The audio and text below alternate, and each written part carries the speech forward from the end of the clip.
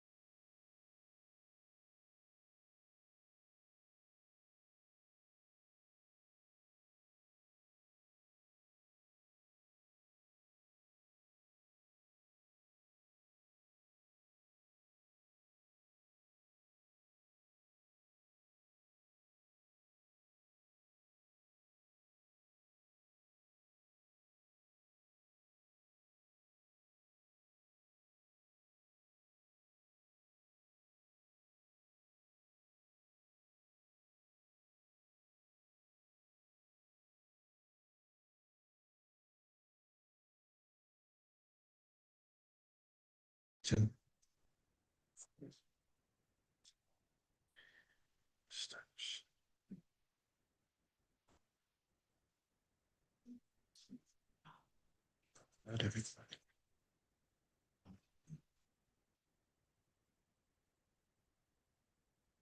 I can just speak.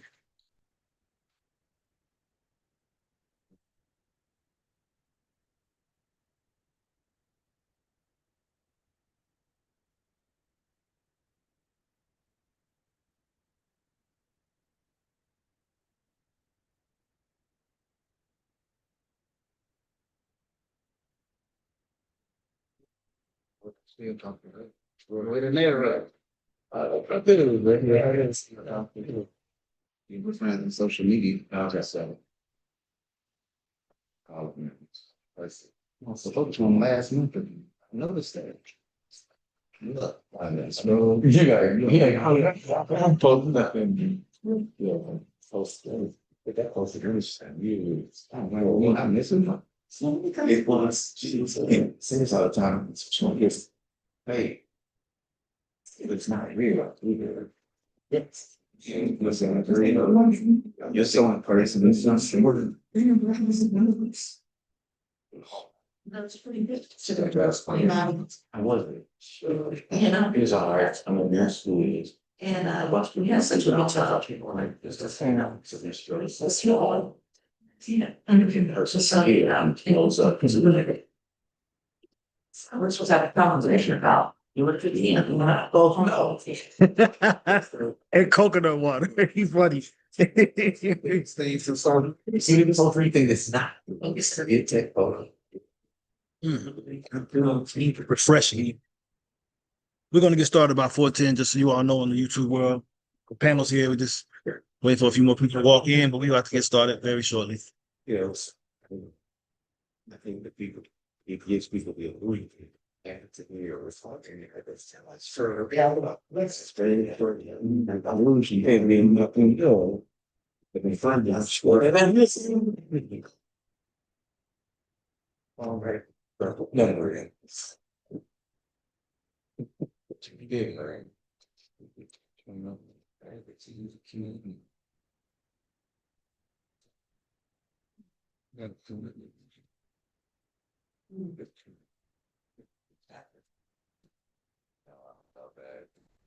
But this came from resources. Go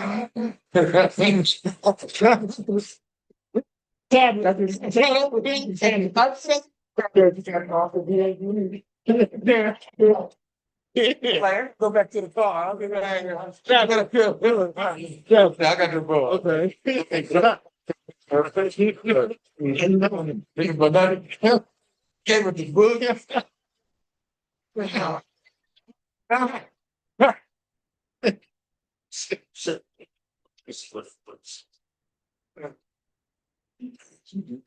Man.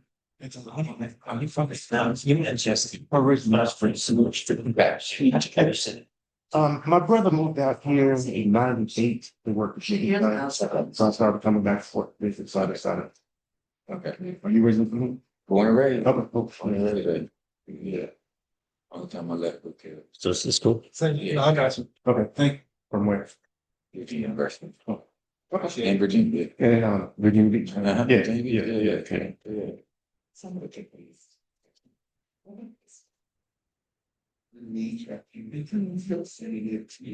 It's these different in Virginia. Oh, yes. It's a lot. I like the city, but the biggest thing for me is yeah. Oh, yeah. It's different. I know, yeah. But no, this one's yeah. So see that form. Yeah. So, right? Take the right. All of you. You see your post there. That's not long enough. No, because of that. Okay. No, maybe they're taking a back with it. No. Right. No, see, if nobody else is coming back there, I'll just take go back on it. I think this works. I think this works too. Okay. I just want people to see. How big is it? Well, it's big city. No. Man, with nothing else. You know what I'm saying? Listen. Every time you get out, you jump out, you go to my at the end as well. You get to the park. Exactly. Yeah. You're doing something. Ready up? Trying not to forget. I need it. I'm just cursed. Just encouraged.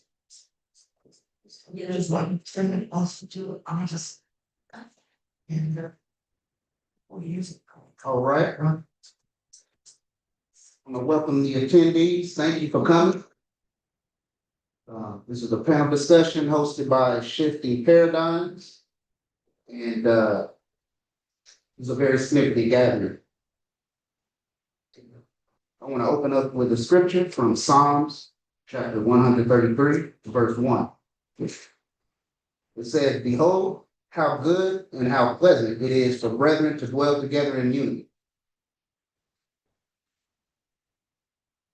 This is significant because we're bringing three seemingly different communities together to discuss issues that affect our community and to discuss ways that we can foster brotherhood and the family dynamic. The goal of creating this panel discussion is for thoughtful and respectful conversation. This is a panel discussion that has come together for the purpose of a better understanding, not for debate. We encourage listening with openness and intellectual curiosity. The theme of the event is the state of Abrahamic faiths for melanated people.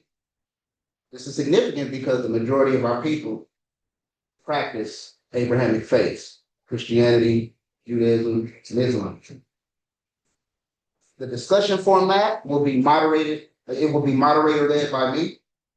Each panelist will have an opportunity to respond.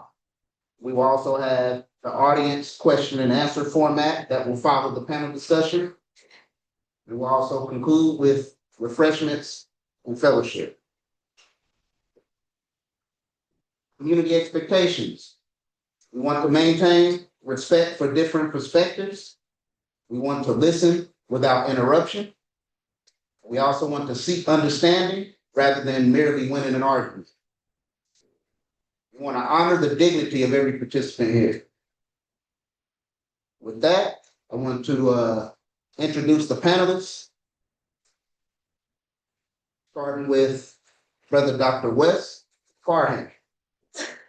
Dr. Wes Parham is an epistemologist, author, pastor, speaker, and consultant known for making complex ideas practical and culturally relevant. Dr. West has served in numerous ministry roles, including as a youth pastor, director of discipleship, discipleship pastor, and more. Dr. West has received his PhD from one of the top Christian colleges in the country, Regent University. As the lead epistemologist of the Untangled think tank, he works with pastors, congregations, ministers, deacons, and more to help bring about flourishing leaders in the body of Christ. Next, we have Brother Kevin Muhammad. Brother Kevin Muhammad is a member of the Nation of Islam and the student protocol officer of Muhammad's Mosque number 30 in Kansas City, Missouri. As the student protocol officer, Brother Kevin is responsible for community outreach, public relations, and to participate in workshops to promote the program of the Nation of Islam. Brother Kevin Muhammad is a staff accountant at DH Pace, an amateur historian, and a student of VSK Jiu-Jitsu. Brother Kevin recited to receive his X and joined the Nation of Islam in February 1992 in Richmond, Virginia. Brother Kevin worked at NOI Security in the early 90s in Washington, D.C. at several high crime apartment complexes when D.C. was the murder capital of America. A highlight of Brother Kevin's tenure in the Nation of Islam, other than the highest honor of securing Honorable Minister Louis Farrakhan, was to be invited by Minister Akbar Muhammad, then international representative of the Nation of Islam, to attend a trade and commerce meeting in New York City during the 2018 United Nations annual meeting to meet the president of Sierra Leone. And last, we have Brother Mikhail Corbin-Yahu. Mikhail Corbin-Yahu is a Kansas City-born father, servant, leader, poet, author, and teacher. A University of Maine graduate and former football student athlete, he blends communication and philosophy with a distinct Afro-Hebraic messianic voice. As Moreh of Beit Mashiach, he teaches Torah-rooted governance, prophetic redemption, and inner transformation. His works include The Kingdom Within, The Pattern of Adam Revealed, The Theocratic Anarcho Manifesto, and The 50-Day Inner Journey, with another book forthcoming. All right, so with that, I want to start the first question. Right, so first question for the panel. Can you turn on some lights, please, right behind you, Alex, so we Yes. can see you better?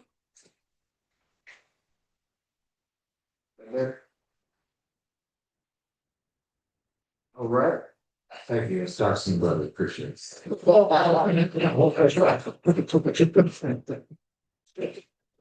Light bright's mine.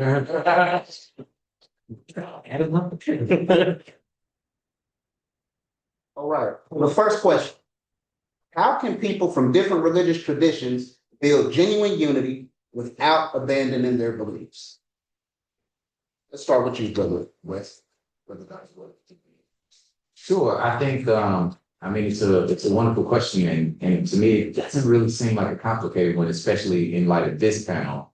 And the reason is because even if we might be coming from different faiths, one of the unique things about all of ours is that we all find it in our same progenitor, our Abrahamic, we're Abrahamic faiths, which literally means the reason we chose our faith is because we believe in the God that person followed.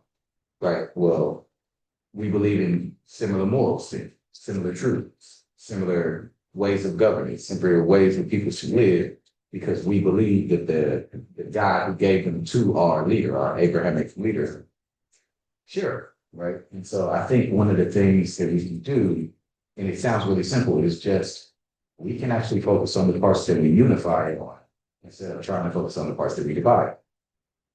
And that alone, I think, helps to kind of focus that in my mind. Is so let's actually talk about where we agree instead of going, let's immediately start talking about where we disagree. It's actually one of the foundations that you find in philosophy. Let's start with a shared truth and work our way from what we agree on, right? I assume if I sat at this table right now, I haven't even heard these fellas talk yet, but if I go, I think God is good, I think they would all go, right. So, I go, okay, so if we started from that as our starting point, hey, if God is good, what does that mean for how we should live? What does that mean for how we should commune? What does that mean for how we should feel? I think starting from there versus going, what you brothers believe, I differ, is a different approach to that. So I was think starting with that unified idea of us all where we share beliefs instead of starting from where we differ. It sounds too basic, but I really do think it is the legal. Brother Kevin, would you like me to repeat the question? No, so I think I got it. But just like Brother West said, I pretty much agree with that. I would just also add that we have to have a better education, a better knowledge about what we're talking about. Because a lot of the things that we have been taught is from a lens that really doesn't fit us, right? So I just want to read something real quick in the Holy Quran, which a lot of people in our community generally come from a Christian background. So they might not understand certain things that Muslims believe, but they just go off of what they've heard, right? So one thing I just want to read says, surely those who believe and those who are Jews, Hebrews, and the Christians and the Sabaeans, whoever believes in Allah, God, that's just name for God. Whoever believes in Allah and the last day and does good, they have the reward with your Lord, and there is no fear for them, nor shall they grieve. So this projection that Muslims think negative of Christians and Hebrews, that if you are a Christian or a Hebrew, that you are a disbeliever, is not true, right? They are called the people of the book and the beliefs. And Islam comes in the same prophetic tradition as the Torah and the Gospel or the Injil. So we just need to we have to have a better education of what people actually believe. Then you can kind of unify because you learn that you have similar ideas. But then also for us, we have to see that we have a common culture. Most of us here have come through and experienced the worst crime in human history. And we have a common culture, common language, common music. But we have to understand that our religion, our spiritual system is also common. So we are being forged or fused into one group, right? And we have one God. No matter what name you call him, as we representing Abrahamic faiths that come out of Afro-Asiatic language system, we know that the languages are similar. right? Aramaic, Hebrew, Arabic. All the roots are similar. So he says shalom. I say shalom. It's the same meaning. It means peace. And if we can have peace with God, then we can have peace with one another. I'm in agreement with that. But it's the same. Yeah. I'm in full agreement with my brothers. Even to the point the Torah mentions that when you go into a city, in the sense, and even when they were going to conquest the land, it says offer your peace to the people. You know, if they receive your peace, you know, they will be able to coexist with you. If they do not receive your peace, well, that's a different story, right? But understanding our collective history as a people, we share a very similar experience. You know, and the only times that we become divisive is when ego and dogmatism comes into the picture. So if we're going to be dogmatic and be like, my belief is the right belief, it's supposed to really reasoning, come, let us reason, as scripture says. And also to be disciples of Aaron. Aaron was the one who sought peace for all peoples. And even the Apostle Paul echoed that, I'll call him Rabbi Shaul. He said, if at all possible, be at peace with all men. And so that doesn't require you to compromise your identity. In fact, that should even further affirm your identity in that interaction you have with your brother and your sister who may not have the same faith, but you do find those commonalities that I would also echo what they were saying in finding ways to communicate with people. And just imagine how people from different languages learn to speak over time as well. They may not have the same language, but they found ways to communicate. They found ways to coexist and to share whatever it was they were thinking with the other person. Similar things in our faith. And I don't know if we can do a redirect, but I'd love to follow up. Because I do think I answered, but I didn't think about the second part of that question that you said, which was maintain your identity. But I do thank Mikael for hitting on that part, because I do think one of the cores of being able to maintain your identity there is to, and it's going to sound bad, but it would go to hold your dogma loosely, right? And so to understand, one of the things that I think is really beautiful about all of our faiths is that we really do believe that Allah, God, whatever term you want to use, is beyond human comprehension.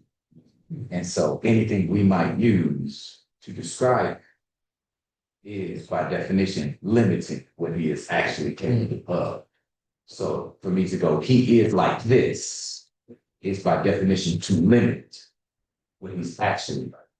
And so when I listen to my brothers and I'm able to go, I'm going to hold what I think he's like loosely, fine, that I might be able to expand what he's like by hearing what they say without losing my identity, but being able to expand instead of defend. And I think one of the ways that you maintain your identity is you go, I understand that my identity can expand, but it doesn't have to shrink at it.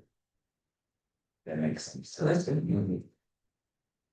Can I add something to that? Yes. Just in terms about losing your identity, not just amongst us here, but I'm speaking of the as far as Black Islam in America.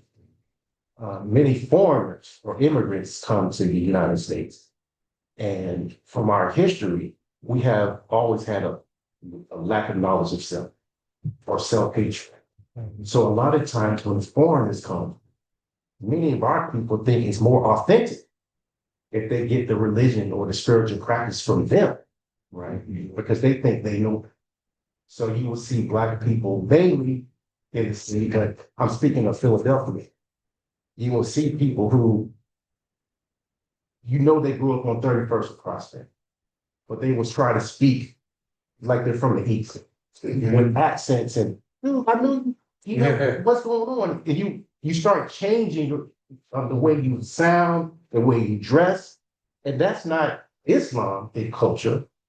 That is present day Arab culture. And they're trying to superimpose it on us in terms of the way we act. So we have to keep our own identity, even the way we share or represent our spirituality. We're Black first. That's the language that I use in terms of Black. If you want to use another term to describe us, that's fine. But we need to keep our particular identity and reflect our spiritual concepts through that lens. So we can keep our identity, but still be united with the broader world of the spiritual traditions that we accept. But we are still our own unique people in America. Understood. What common spiritual principles can serve as a foundation for collective action? Justice, goodness, beauty, hope, grace. Look, I don't know. It's so many. I think. Yeah, I mean, well, I think that's part of the problem. I really do think part of the problem with this whole conversation is that we like to approach it starting with difference. That's how we come to the table. But if you just go, hey man, we just want to talk about justice today. We could talk for hours before you even knew we were different in any way, right? If we're just going to talk about hope, love, grace, beauty, change. One of the things I recently just learned about the Quran is that every verse starts with Allah the most merciful, right? And I go, I mean, they're obsessed with mercy. You have not heard that when you come from the Christian perspective. You did not know that you could start by talking about mercy and we could have hour-long conversations just dealing with the fact that let's just talk about mercy. What does mercy look like for this neighbor? What does mercy look like for us as a people? What does mercy look like for the way we should treat families? What does mercy look like for the role of a dad in the home? What does mercy look like? We could do that for hours. And that could be our fundamental, well, I really like justice right now because in light of where our people, I think we could talk about what justice looks like. So in my mind, yeah, I think there's so many. Beauty would be my favorite. If we're gonna start, let's start with beauty. Can we do that one? That's my favorite. I'll just stuck with this. That encompasses so much, beauty, it's kindness, standing, peace. I agree. Yeah, so that's all. Thank you. Let's just start with that. What would make everything beautiful? We could do this all day. Okay. I would go with oneness, oneness and love and righteousness. Those three for me really entail the fullness of spiritual and just material reality. Understanding the interconnectedness of all things, oneness, right? How do we arrive at that place of oneness? How do we find agreement? You know, in the midst of our differences, oneness is so essential. And for Israel, this is our main profession. We say, "Hero Israel, Yah is Elohim, Yah is one." So that oneness encompasses the entirety of existence. And we just look outside, you can see right now everything is in harmonious existence. And there's so much diversity in nature, but it operates together, right? Love, the epitome of life. God is love, in fact. That's what we believe as well. And so when we really move in love, that is going to harmonize and concert our efforts and understand that love is not just, oh, you're so great. No, it's like accountability. You know, it's like dynamic service and selflessness. That's what love really entails as well. And righteousness, we're looking to, you know, make sure that our conduct is in order. You know, we're doing what is right. In fact, in Israel culture, we are more what's considered an orthopractical people than an orthodoxical people. By that, our actions and our fruit is what determines whether or not we are truly in alignment with the will of the Most High. And so orthopraxy, being righteous, love being our force and our motive for doing all things, and oneness being the goal of how we are to come together and work. Can you repeat the question? Yes. What common spiritual principles can serve as a foundation for collective action? One of the pillars of Islam is fasting. So in the whole Quran, Allah says that fasting was prescribed for you as it was prescribed for those before you. So all of the Abrahamic traditions practice fasting, right? Going a certain amount of time without food, right? But we know for Black people who we suffer from high blood pressure, hypertension, and we learn from COVID comorbidities, all these elements that we have that were never addressed. But fasting helps all of those things, right? So the longer you can go out without food, it gives your body and your blood and your liver more time to cleanse itself, right? And not only fasting for short amount of time, but the Honorable Elijah Muhammad told his followers to only eat one meal a day, and to also do a 3-day fast every month. And recent science is starting to learn that if you do a 3-day fast, it rejuvenates your immune system. So all of these things are practical things that we can do, but also in the scriptures, it says resist the devil and he will flee. But the best way, according to the Holy Quran, to build up your will to resist the devils is by fasting. Because if you can build your will to go without food or water and all these different things, then you can build your will to stop lying. We can build our will to stop stealing it and doing things that negatively affect our neighborhood. So just the practice of coming together in fasting, a spiritual tradition, will have great impact on our neighbor. I want to add one thing to that. In light of Abraham, Abraham was most known for his hospitality. One thing he did was he opened his doors and he invited people in and he broke bread with them and he shared what was on his heart and what the Most High was revealing to him. So hospitality would also be a great icebreaker as well, to be a welcoming people. And that's, when you look at just African people, period. African people are very hospitable. And unfortunately, that has got us burned on many occasions as well. But that is something that we still have to be able to exercise in really bringing humanity together. Okay, I would say hospitality is also a major important thing. Understood. Why do religious communities often become divided despite having access to knowledge and truth? I think somebody explained it earlier, ego, who said that? But, yeah, I think the idea, I think there's a difference between rightness and righteousness. And I think that we often conflate the two and we lock in on rightness as if it's righteousness. And that causes that division when you think that you are right and that rightness is beyond question.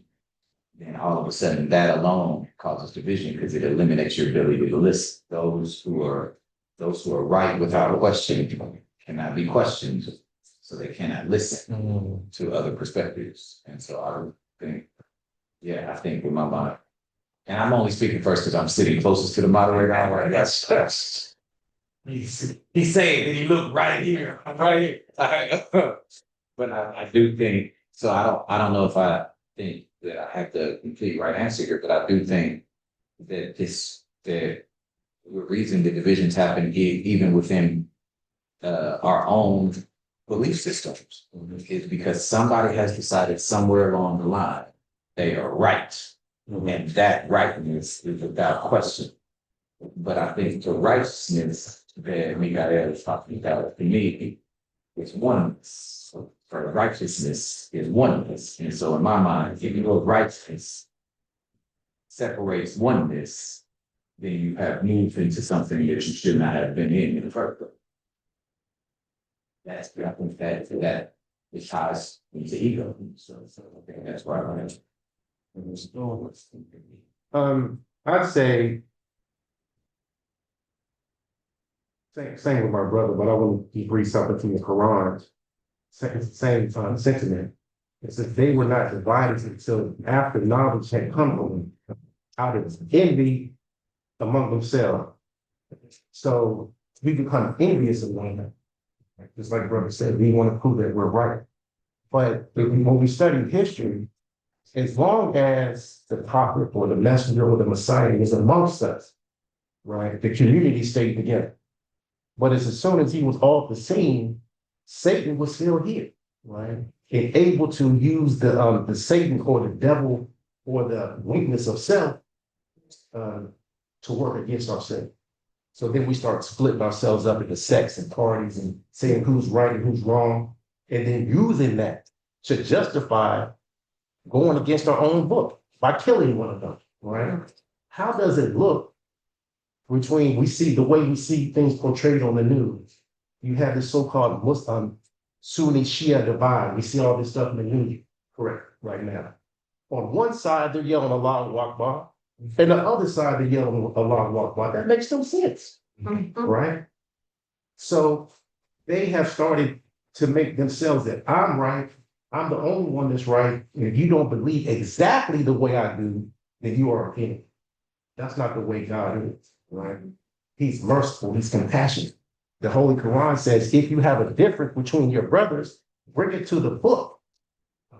Dialogue and settle your differences that way. So that's the best way I think we can do. Sit down, like brother said, be hospitable and have a dialogue. Not about who's right, but see how we can have common interests and common goal. And then we can have a better common future.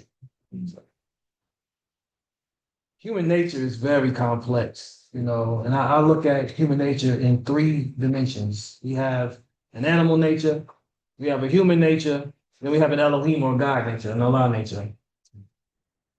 The more that we feed a particular nature that we want to predominate, it will be the nature that overtakes everything. And so the lower nature, lower vibrations lean towards this dissension and division, right? So when you're dealing with pride and ego, you're operating from more of an animal, instinctual, lower brain function, even nature, right? Even our brain is broken down into tripartite divisions. You have the reptilian mind, which is your instincts. You have your limbic mind, which is now dealing with more just perception. Then you have your neocortex and the prefrontal lobes that deal with more of your higher brain cognition and capacities. And so if you're functioning from your lower brain and your lower nature, it's going to just breed this dissension and this division, right?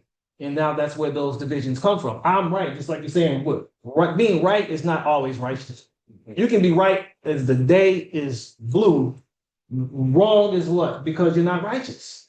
You know what I'm saying? And I think unfortunately, a lot of my brothers in Israel who are proclaiming the good news, so to speak, but the way that they're proclaiming it is not righteous a lot of the times. It's very abrasive, right? And it's harsh. And this is why, interestingly, it's very much so proliferating in its numbers, but at the same time, there's so many people that are just turned off, right? And when you look at how the Messiah addresses people, he addresses people with compassion, with mercy, with love. And that's what really opens people's eyes. Now, we do need to be at times very, direct and curt, but it's given context, right? Context is so important. And so, when I look at why these divisions exist, it's because people want to be right. People want to make sure that their perspective is what is seen and what is, understood as the truth. If it's not their way, it's the highway, so to speak. So, and then our nature, if we're tapped into our lower nature, that's what's going to be the nature that's going to prevail. How has social media changed the way people engage in spiritual and theological discussions?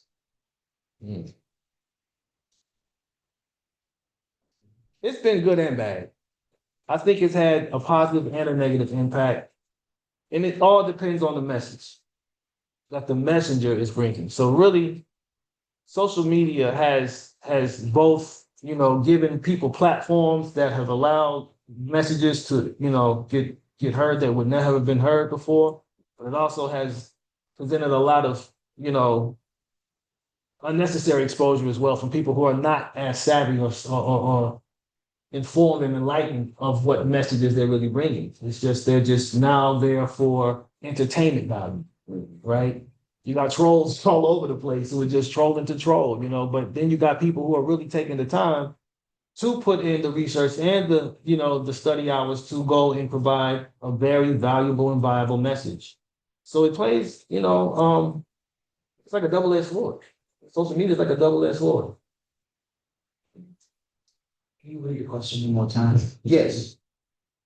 How has social media changed the way people engage in spiritual and theological discussions?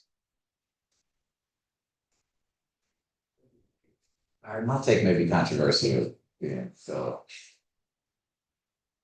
I think back when Mark Zuckerberg was sitting before Congress, they said to him, "You run a social media site," and he said, "No, I run a paid advertising platform." That's what and they went, "You mean social media?" He goes, "No, I run a paid advertising platform." And I think that's very important to understand what social media is. Because if it is in fact a paid media platform, then whatever is on that thing is now a product of capitalism.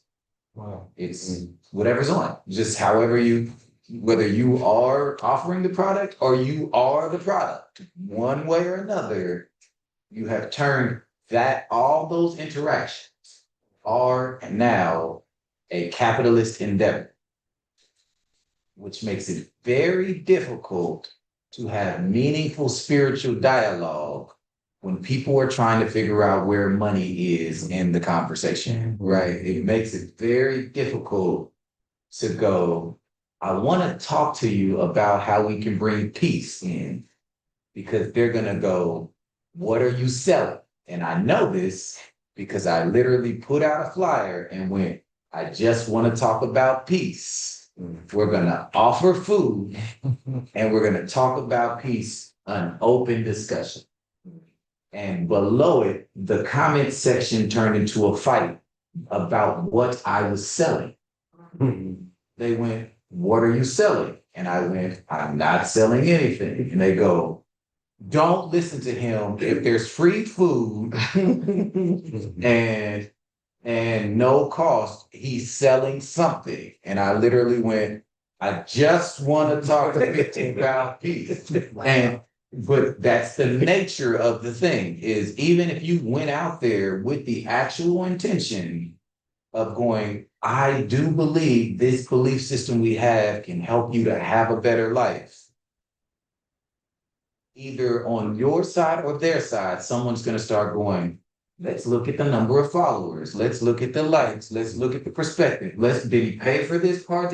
And so for me, it has fundamentally changed how those dialogues happen, to the point where I would prefer for them to not happen in that space at all. I know that's not realistic, but in my mind, because it is a paid platform, right? And one of the things that is fundamentally true about all of our beliefs, or we would go, oh, there may be money involved in our beliefs, but that is not the core of that is just not what we're about, right? But that is the core of what that site is about, all of it. So it becomes very difficult to go, that's not my core, but I'm going to put it on the place where that is the core. And so that makes it very difficult in my mind to have. And so I get what Mikhail's saying. He's going, it gives you an opportunity to like share voice with a broader audience than you ever have before. But I do think it is important to understand that every time you share voice, something taints that voice every time it's amplified somewhere, right? It's not your fault. It's just, that's the nature of the site. It is going to go, as soon as it enters that site, somebody goes, money, capitalism, product, selling, whatever. And so it becomes very difficult to have like meaningful conversations in that space. So mine may be, I don't know if that's a controversial take, but I really do think it is important that we understand what social media is. I do think maybe it started, and that's what I thought was so pivotal about what Mark Zuckerberg was sitting before Congress. When it started, it might have been a social media place. Like I remember when your what do they call it now? Your status, what do they call it? Is that status? I forget what the term is. When you post what's happening in your life. I remember it used to be meaningful, right? Like you didn't just go, here's my food. So that's my situation. Like you literally was like, it meant something. You were trying to connect with people. When Facebook first came out, you needed a college email address to get on it. Right. And so I had just like graduated college. And so it was a great way for me to stay in contact with my people who were still in college and stuff like that. And so I'm telling them, hey, building my career. Hey, just found a relationship. Like it was meaningful. It was not, woke up this morning, had a toilet paper. Like it was just not that. Like it wasn't that. It wasn't that. And so it was about this idea of genuine connection, and then it got bigger. And as everything happens in this country, if it gets bigger, capitalism has a very vested interest. And at one point, I think we will have to ask the question, why is capitalism so obsessed with our attention? We have to have that conversation. Because capitalism, if attention goes anywhere, capitalism goes, I need to go there to where that is. We really need to have a conversation about that at some point in my mind. But when that happened, I watched Mark Zuckerberg sit there in front of Congress and deny that he runs a social media site. He does not run a social media site. He runs a paid advertising platform. And I think that's very important because that is what social media is. So that is attached to anything that's on it. And that, for me, so that fundamentally changes how those dialogues happen or what happens in that space to me. I would say it's really over the past couple of months, we've seen a lot of things on social media about people saying they have PhDs and they don't. Now, my brother actually has it. I do have a PhD. You know, if I asked him, I could probably see his. Yeah, I'll transcript that. Yeah. But not just with the most recent person, but even amongst our traditions and a lot of people who call themselves conscious in the Black community, it's almost anybody can just say I'm a doctor. But that title represents the people that you have put in study and done the work to know that you are an expert in that particular field, right? But in social media, you can just say anything you want, right?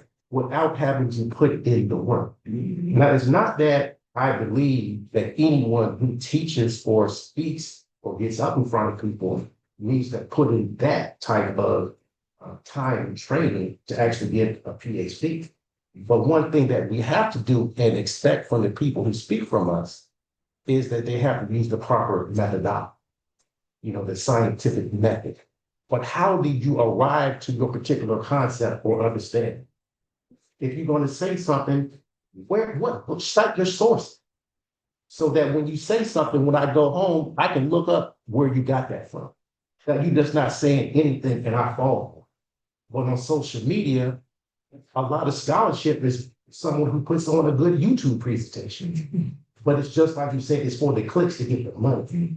But the concepts that you are teaching is not correct doctrine for the faith that we say we believe. Right. So we have to go through that. You know, I also study, you know, I'm an amateur historian. I study the kinetic system. And in that system, you had to study for 42 years. Right. So you had to put in time to be entered into that society. Right. So it's just like I studied martial arts. One of the things people want to ask, what's your time and grade? How long have you been in? Who's your teacher? So based on who your teacher is, they know something about the competency of what you're talking about. It needs to be the same with us, not just about clickbait and getting money. Any questions from the audience?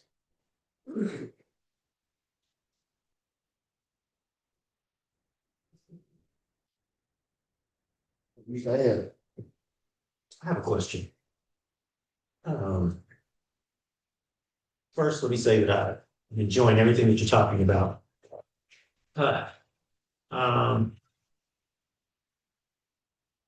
What are we missing?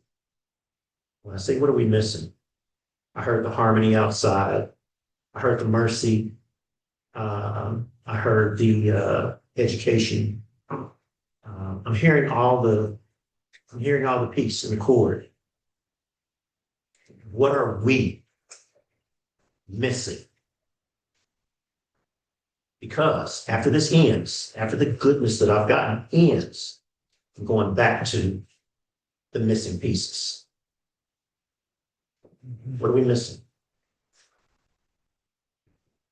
Well, that question's too big to do here, but it is. I mean, if we began to lay out, but I think one of the most fundamental ones, and I keep saying this, especially in the concepts of spirituality, is I think we actually have forgotten the purpose of spirituality and have only thought about the doctrine of spirituality. And so what I mean is, like, I'm a big fan. I probably shouldn't say this, but I am going to say it. I'm a big fan of Buddhist meditation.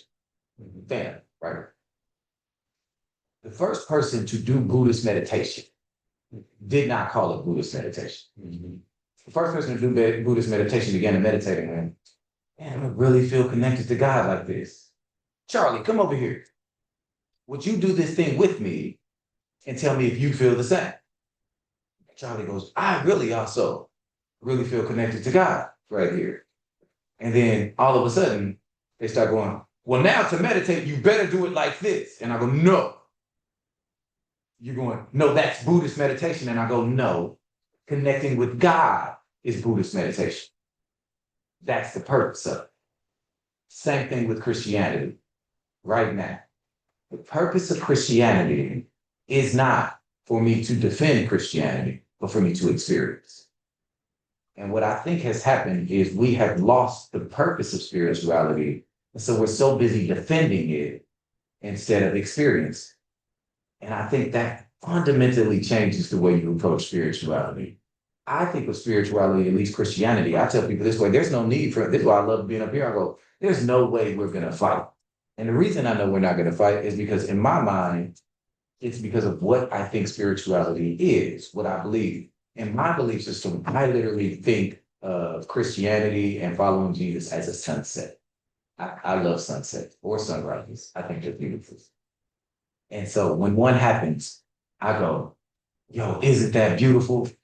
And if somebody walks by and goes, I don't think so, I'll go, what? You better check the hue, this 3 colors, because I can do that.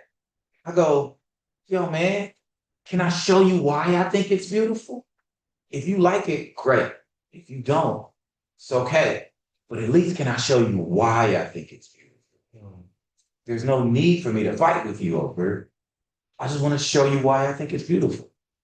And I think that's what our belief system was meant to do, is to go, let's experience something beautiful. But we're so busy defending it, we're not experiencing it ourselves. We out here fighting about how you gonna get peace from God. And I go, you ain't peaceful.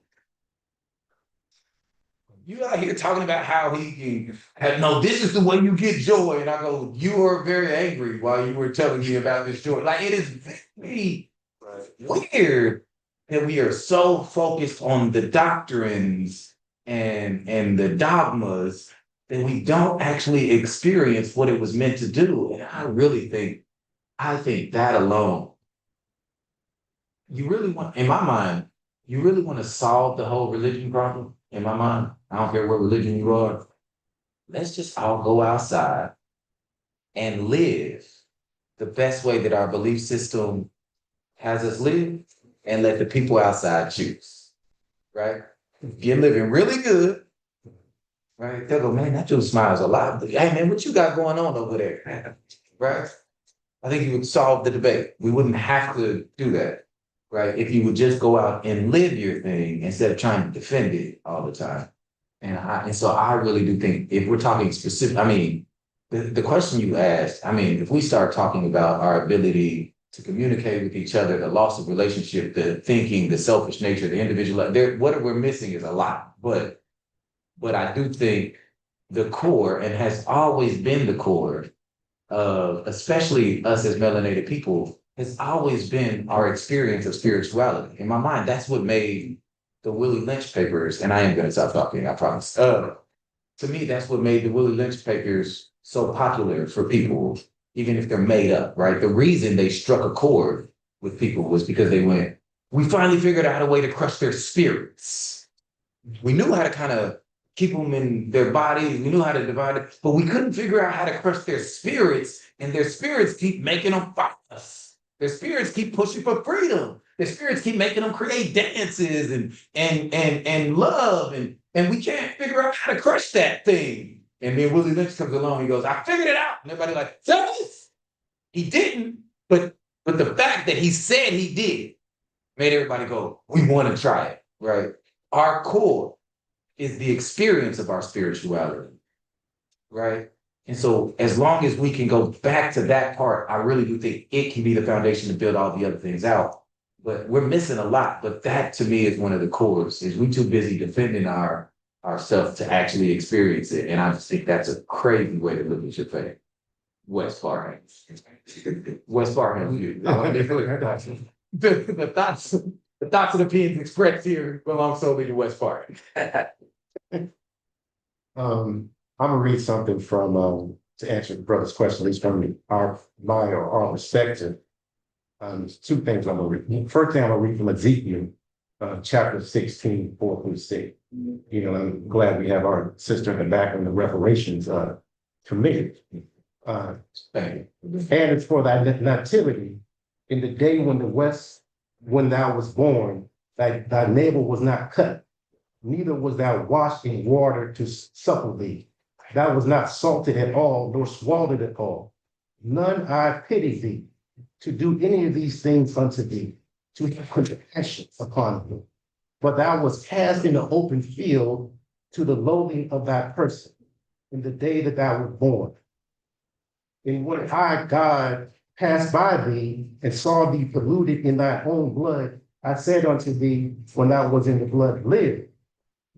I said unto thee, when thou was in thy blood, live. So the Honorable Minister Louis Farrakhan teaches us that that particular scripture is talking about our sojourn here in America. That when we were so-called emancipated from slavery, we were not given the tools to be an independent nation.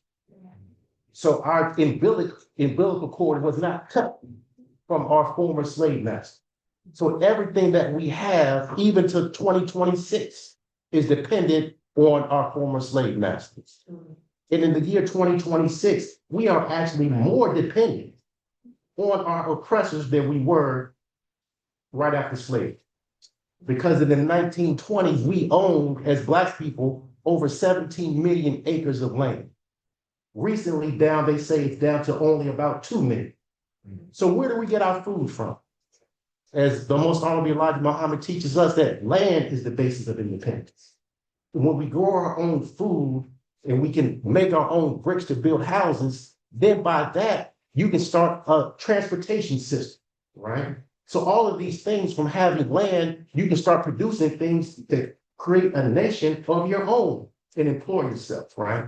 So when we come into the Nation of Islam, the Honorable Elijah Muhammad doesn't just say, well, we just want you to be a better person. Oh, that's good, right?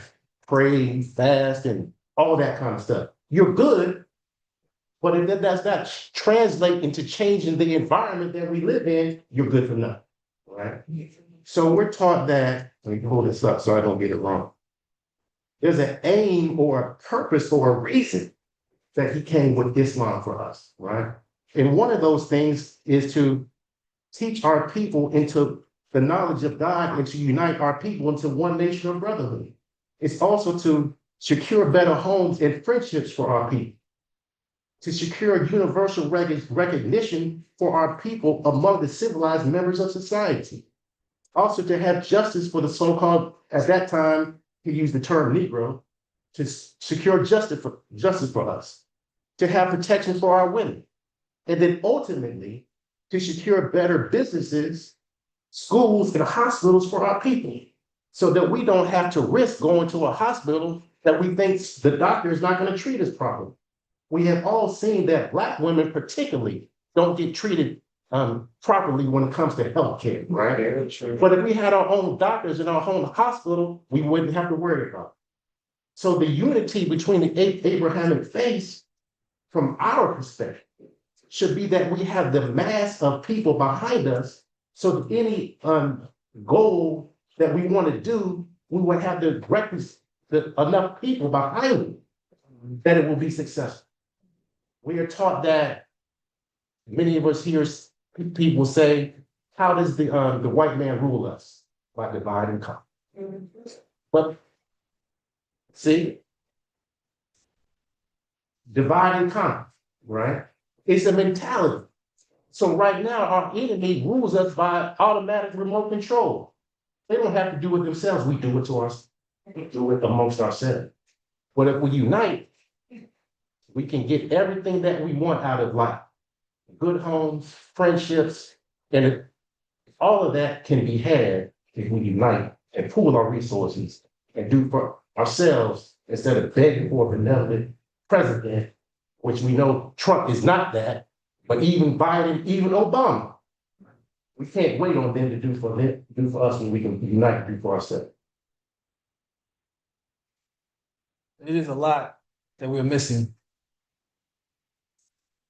I would echo what El Haj Malik El Shabazz once said, though. You're missing your mind. We're missing our mind. Start there. We've been taken out of our mind intentionally, going back even to Willie Lynch. Take the mind, keep the body. But that encompasses some things. It encompasses our culture. We're missing our culture. We're now just gravitating to anything that culturally feels right, which is we don't even know what's right anymore. We're missing our language.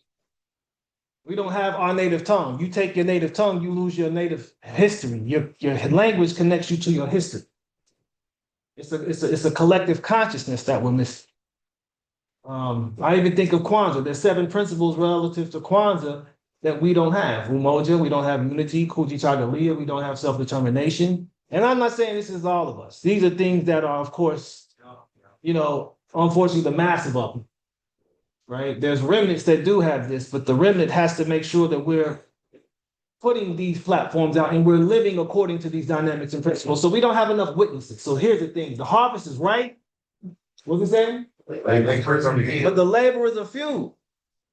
So we're missing the laborers that are making sure that they're going out into the harvest and harvest, right? Doing the discipleship. And I'm gonna tell you, the hardest thing in kingdom and nation building is ideology.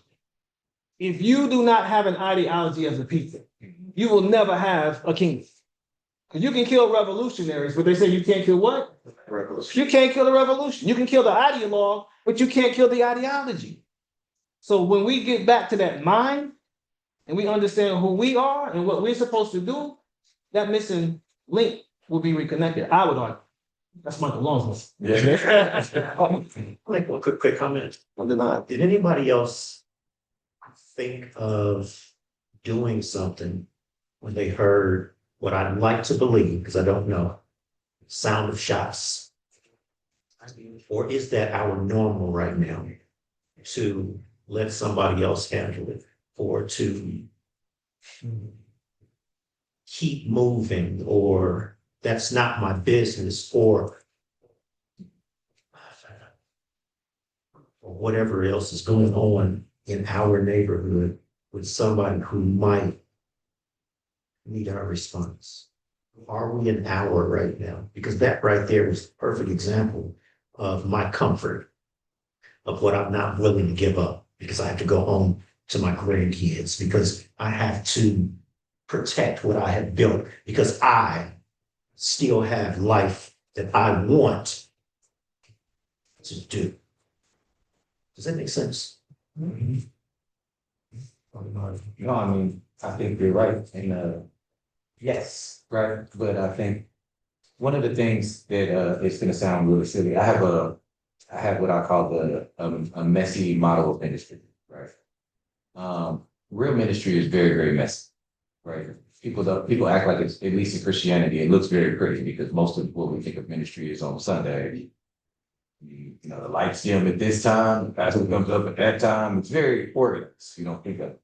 But real ministry is really, really messy in that while that is going on out there, I also find myself in a moment of oneness with you all right here. How do you choose it? And so in those moments, I have a model, right? I tend to go, who's the most vulnerable? Who I have access to? And then from there I go, who's closest to me?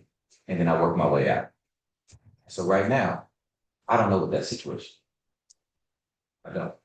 But I do know that in this room, the people who are closest to me, if this group of people has gathered to go, what can we do together? Right? And so while that may be an issue we may need to deal with, in my mind, you have to decide in your model of ministry, where do you divert your attention? Right. And so it's messy. And in my mind, I went, oh, the closest person to me right now is my mom. She's a virgin. Right. So I go, oh, this room is where I stay. Even if I know even if I do have a desire to go on what's going on there. But when I heard those shots, you know what I really did think? I did think about a group that I met with I think they still meet, KC 360, on Thursday mornings. And one of the things they said was, they said that most of the violent crime in our city can be attributed to young people under the age of 30 with guns and retribution. And I go, I wish whoever did that had some grief counseling. Because I think if most of the shooting is retribution, I can imagine if anybody's been in deep grief before, I can imagine if you took someone from me and then nobody told me what grief is like, nobody told me what it does to how you feel, nobody told me what it does to all your mind.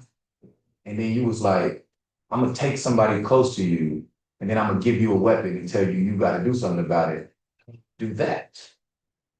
But those of us who have been through grief, no. In fact, one of the things they'll tell you in grief counseling is they go, you just lost something precious to you, don't make any big decisions. None. They'll tell you, just wait for a little while, right? But you under 30, ain't nobody ever talked to you about grief. You've never experienced that.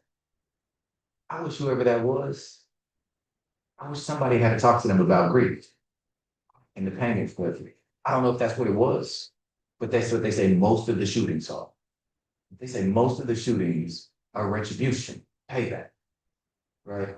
I go, that is grief at its core. I really do wish we were just intentional about grief counseling in middle schools and high schools and right on street corners, set up a booth. You lost somebody, can we just talk? Like, I really do think that would be. And so when I heard the shot, that was my thought. It wasn't that we ignored them. It wasn't that we ignored them. It was that we kind of had to decide between a bunch of really messy options. And we chose this one. And I think it's a beautiful one that we chose, right? Even in the midst of that. So I do get what you're saying, but that was kind of how I went through that process. Can I just say something real quick before you say this? Urgency. We're missing a sense of urgency as well. Yesterday, I'm sure many of you all watched the news. You saw what took place in Washington, D.C. And there was a march by the Patriot Front to Washington, D.C. There's a picture that is being, even right now, nominated for a Pulitzer Prize of a young African-American sister sitting in a metro bus surrounded by the Patriot Front. I got chills as I'm speaking. But they have a sense of urgency. I say that. They have a sense of urgency in terms of their collective survival. They're responding to their urgency. And they're unifying in their urgency. We are missing a sense of urgency. Because if we understood this urgency, these things would never happen in our community, especially if it's perpetrated by us. Absolutely. This would never happen. I think that was foul. I hope so. I hope so, but that didn't sound like fireworks. No, Day after the 4th, and there are a lot of left. that's my hope. Yes, we can only go. That's my hope. But knowing what I hear, Interval. that's what. That you think different. Not to make light of it. Making light of it. Exactly. But my prayer, is that, especially for us here in this room, like we all have within us the capacity to share our love with others for humanity. Not just because y'all my family right now. Like, it's just what we're saying. You all are my family in this particular hour. Even to the point when the Messiah was approached by his brothers and sisters, and they wasn't nowhere near him. And they're like, your mama and your brothers out here trying to get you, Yeshua. He's like, who my mama, my sister, my brothers, but those who doing the will of my Father. So if they want to be my family, they better get up on in here. So this is what this reality is like. If we're not on this team of this Abrahamic tradition, then we have no business really building with one another. And it's almost to that degree where you got to make that decision. Like, look, you with us or you're not.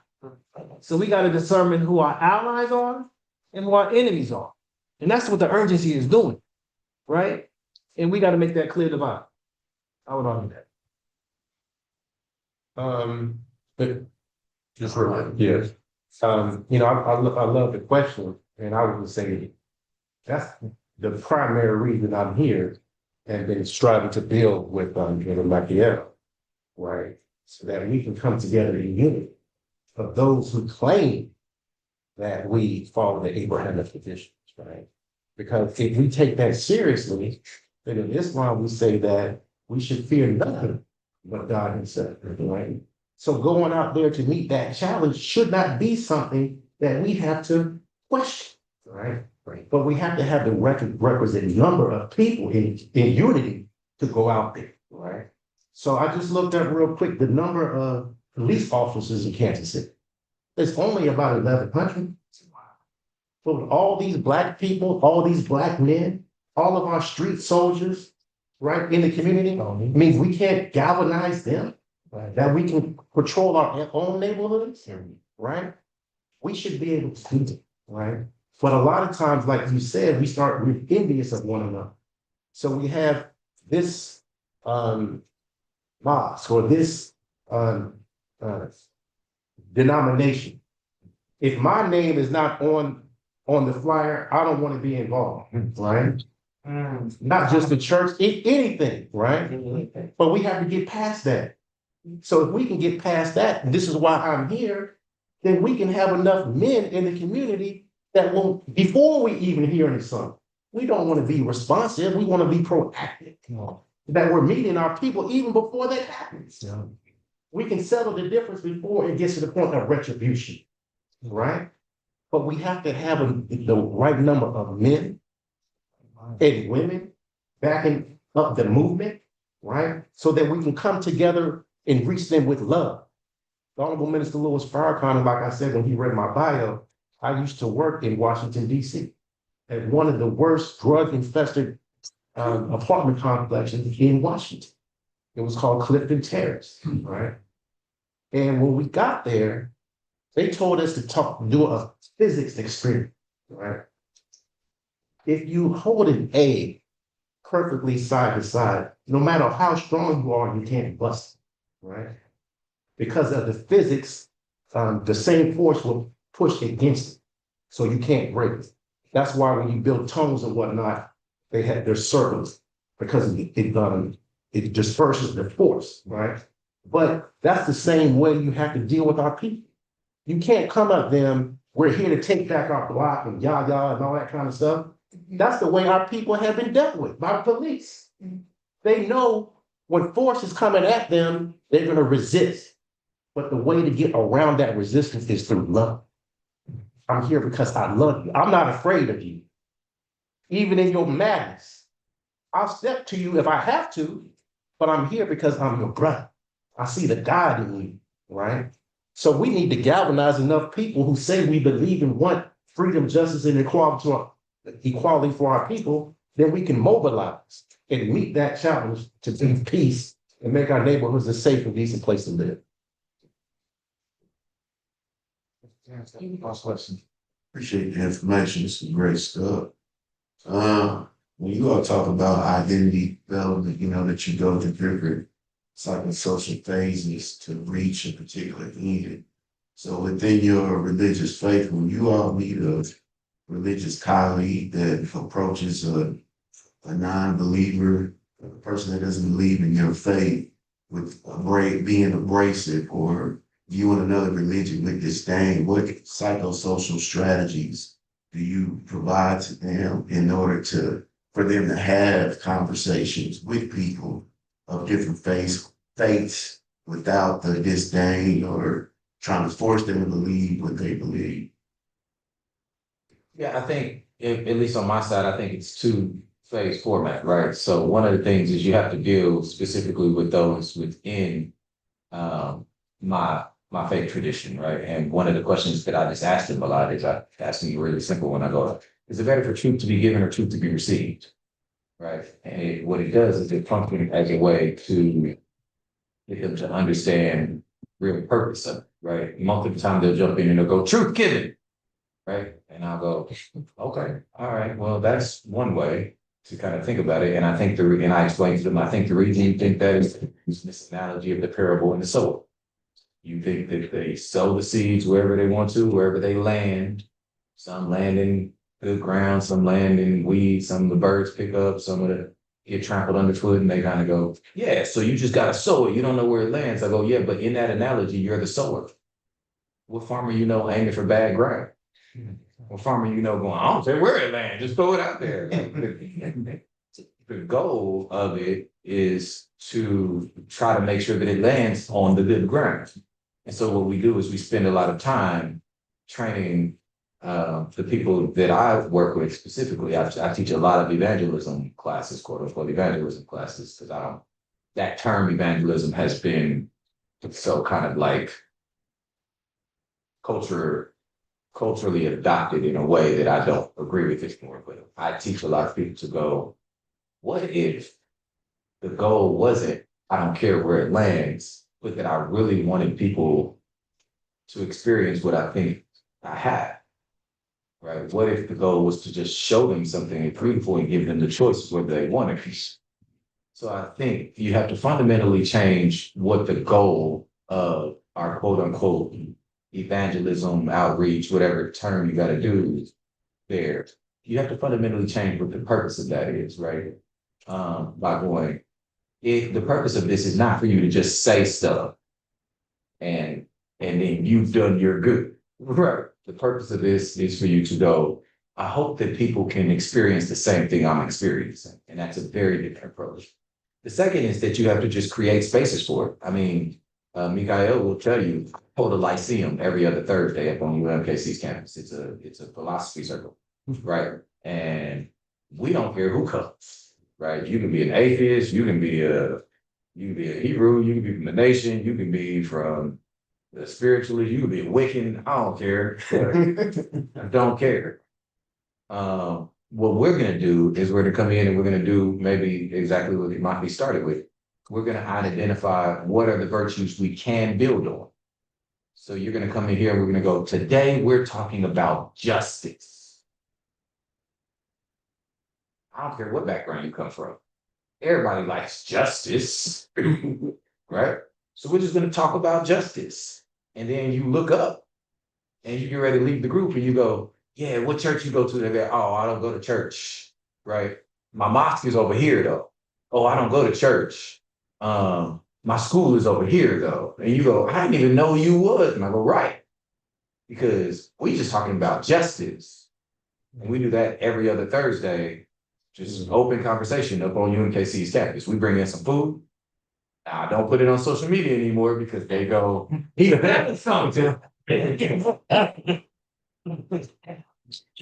So I'm not selling nothing. But yeah, we do that every other Thursday. And at this point, it's kind of a word of mouth thing because of that. But every other Thursday, we just hope you create the spaces, right? I think it's one thing we want to talk about it like ideologically. How do you do it? How would you approach it? I go, let's just create the space, man, and build it and see what happens. And sometimes you make mistakes in the middle, right? I done had people yelling at me, slamming hands on not bad, we getting along, but they like, yes, coming in, I'm going, great for the perfect emotion. No. And I go, yo, but now I know how to sit and let somebody do that. And it don't bother me in the least bit.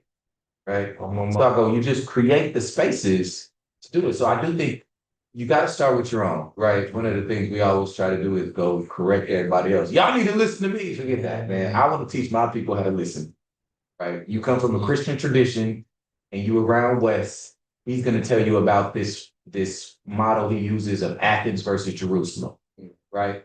In Jerusalem, maybe the country used to be like Jerusalem. You just get up. Peter gets up in Acts chapter 2. He just start preaching. He don't ask no questions. He just start preaching. But it says there's God-fearing Jews and Greeks or God-fearing Jews from all over, from Cyrene and all over. So he don't need no background. Paul finds himself in Athens in Acts 17, and it says he don't do that. It says he spends some time reasoning in the marketplace. It says he finds some time reasoning in the synagogue. It says he debates with the Epicureans. He debates with the Stoics. It says he walks around and sees what they believe. And after he has spent some time listening, he don't even start with preaching. He goes, hey, y'all remember how y'all told me about what y'all believe? Can I talk to you about how what y'all believe connects with what I believe? And that's the discussion. That's how it comes. So that's what West teaches. I mean, come in. Let's listen. Let's see what people believe. And let's bridge from what they believe to what you believe. But don't come in telling them whatever. And so I think on my mind, those are the two ways you do it. You have to train your people, right? The people who agree from them and help them understand. And then you have to just be real intentional about creating a space. I love when people are always trying to teach people to talk to somebody from another faith. And then I go, you ever talk to them? Nah, this is just what get about my face. Right. You so busy with your apologetics and you ain't never talked to them? Do you know the Muslims are obsessed with mercy? Did you know that? Did you know that? No, you didn't know that. Right. You didn't hear talking about, well, tell them that they said you can hit their well, they obsessed with mercy. You talking about some craziness. They obsessed with mercy. Right. Let's talk about mercy. Right? Do you like mercy? I like mercy. Let's both talk. See, right? Let's start from what they believe and let's bridge it. So I think you create the space and then you train your people. And that's how you do it. I'm a questioner. I'm gonna ask them, bro, what was your purpose in doing that? What did you achieve in your, what would you call that? That would be more like a polemic, right? Like, how would you feel if someone spoke to you like that, or someone you were protective of in that fashion? Because I think a lot of times, we can try to tell people something and correct them. I know I didn't listen like that. I just had a conversation with my mom about that. Like, you can tell people, look, this is what you need to do. Okay. But you ask them the right questions and get them to figure out what they're doing or what they're not doing right. Epiphany, So, and I know exactly what you're talking about, because, that's one of my frustrations. But when you're dealing with an assembly of people who have their modalities and methodologies on how they go about doing things, from outside, you ain't gonna be able to do nothing. Because that's how they do, right? And so this is where I'm of the mind that the prayers of the righteous avail much. Because sometimes it's about just getting the Creator to put things into place because of your faithfulness and your fervency and your prayer, to get people to see things, and to get the people in a position for them to get some sort of experience that's going to have them be like, dang. Because that's how the universe works. Manifestation is real, right? And so, and then if you do have opportunities to converse with them, converse. You know what I'm saying? And just, just seek ways to find ways to be at peace with all men, and help them to understand, like, this is how you can achieve peace. But people have their own ways of doing things. You know what I'm saying? People do. And that's the hard part, getting people to see if there is error in their ways, how to accept that error in their ways and make the correction. I'll just say a couple of things. Honorable Elijah Muhammad told us that Islam is not just the rituals, right? At its core, Islam is really the doing of righteousness. So you can call that whatever you want. If you're striving to be righteous and to treat your brother or sister the way you want to be treated, then you can find unity in that, right? But then also, for more specifically to a particular doctrine, at least from us, is just we try to follow the example of the Honorable Minister Louis Farrakhan and learn the history of Islam in general. Now, when Prophet Muhammad was fought against in Saudi Arabia, many of the people, they fled for safety because they were being persecuted to Abyssinia, a Christian country, now Ethiopia, right? And they sought refuge under the king, or that they called the Negus. And he was questioning them, should he offer them protection? Because you say you believe a different religion, you're not Christian. So they recited a chapter from the Holy Quran, which a lot of people don't know, but the only woman who has a name of a chapter given to them is Mary, the mother of Jesus. So when they recited that chapter, he saw no conflict in terms of what they believed. So he offered them aid and comfort. I'll say this one last thing. Many of us in this room might be old enough to remember that in 1975, the Most Honorable Elijah Muhammad departed from amongst us. And the Nation of Islam took a turn down. But when Honorable Minister Louis Farrakhan started to rebuild the nation, it wasn't Muslims that helped. It was the Christian church. Reverend Al Sampson in Chicago, who was the only ordained minister directly from Dr. Martin Luther King, gave the minister the keys to his church that he had access to at the time. And that also happened with Reverend Willie Wilson and Union Central Baptist Church in Washington, D.C. So it was really the Christian church that embraced Minister Farrakhan that allowed him to rebuild the Nation of Islam. And I recently shared a video with Brother Michael.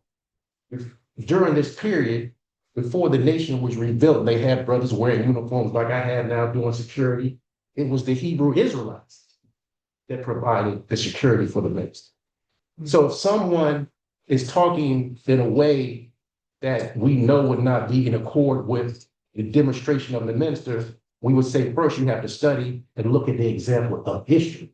But that's not the way we conduct ourselves. And Honorable Elijah Muhammad said a good Christian is a good Muslim.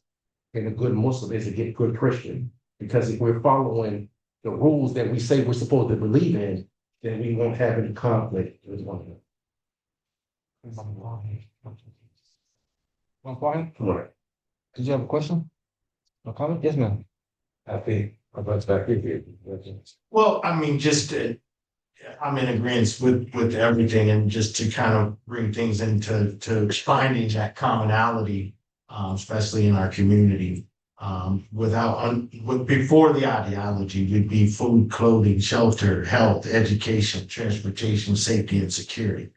Irregardless of what we believe, all people need those things, and that's how we can really hone in on the commonality. So get a coach with the difference of the language or all those things. Another part is the trauma, the grief. We have individual, shared, group, communal trauma that has impacted and shaped our behavior, which has conditioned us in our understanding and our ideology. So encompassing it all with this piece, along with that educator and that doctor and that lawyer and that financial planner and all of these that actually we meet inside of the communities that we have that will help lean. The deacons of defense should be alerted when we hear those noises and come along. And so part of the think tank that I am wanting to create and be a part of this kind of conversation. And so that commonality comes from before, which is just food, clothing, shelter, health, education, transportation, safety, and security, because we all need those things, all of us, regardless of what we believe. Can I?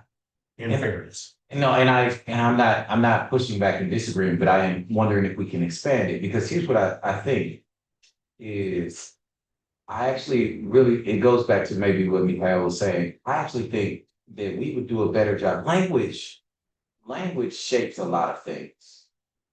And I think that we would do a better job for us as a community if we would ground our unity in what I call non-physical versus physical. And what I mean is, if we go, let's share food, right? Then the immediate argument becomes who produces, who distributes, who does that kind of thing. Mm-hmm. But if we go, let's provide, that's why I like the last thing you did. Let's provide security, right? There's no debate yet. There's no debate yet. Everybody loves security, but the interesting thing about security, you can't touch it. Can't touch it. Food, you can touch. Transportation, you can touch. But if I go, oh, we're not talking about transportation, we're talking about freedom. How do we provide freedom for everybody in this? Then when we ground it, it's easier to have a meaningful conversation about it. And so I think what happens is, I really do think sometimes we start to ground. So I'm a Christian, but I'm representing the Christian, but it didn't say it on the flyer, but I'm a different type of Christian. Right. I'm an epistemologist, so I'm not the way that I explain to people is I go, I don't really worship Jesus, but I do follow him. And most people will go, what? You supposed to worship him? I go, well, I said I follow him. And they go, well, yeah, you're supposed to follow. So they get confused, right? But the idea there is, I go, one of the things in Christianity that I think has happened is whenever we try to ground anything in a practical, like, I guess the term I would use based off of the framework that Mikhail used is the human consciousness, right? Or our animal consciousness, is that does allow for debate. But at the God consciousness level, there is no debate, right? If I go, guys, we're going to try to figure out how to fix something, right? A community, pick one. And I go, let's start talking about how we create jobs. Immediately, people will go, who gets them? Who gets the money? Whatever. But if you come in and you go, actually, what I want to see is how do we provide happiness to this community? Everybody in the room would go, yeah, happiness. It's grounded in happiness. And then it also allows for more things. Like one of the things I'm fascinated about in America, and this is one of the things I really do think is a loss for us, specifically as melanated people, is we have allowed the quote unquote oppressors to dictate our success metrics. Right?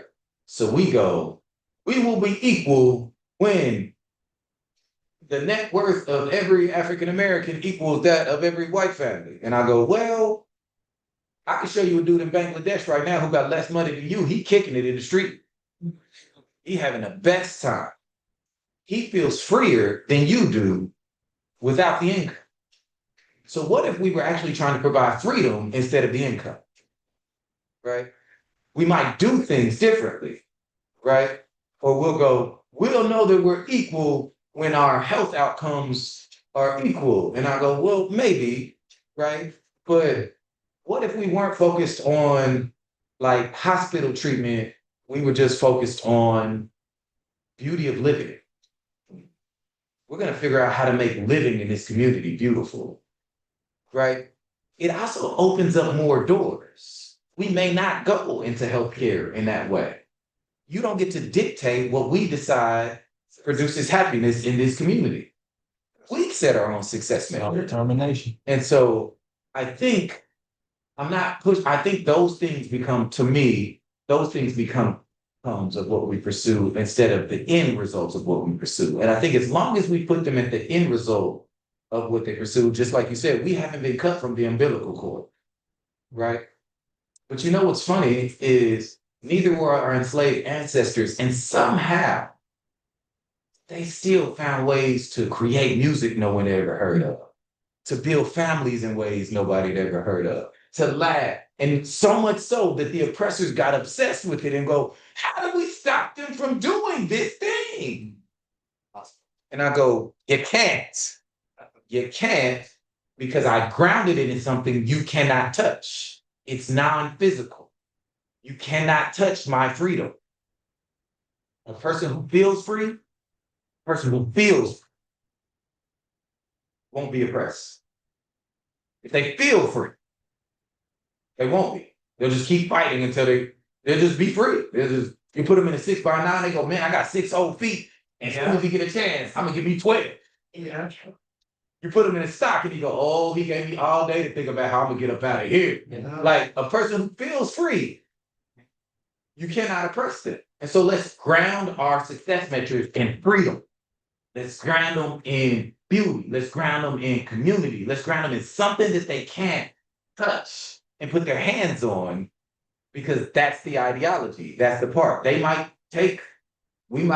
be clear, Freedmen's Bank showed that we know how to go get this money, right? We had, what was it, $30 million in the bank?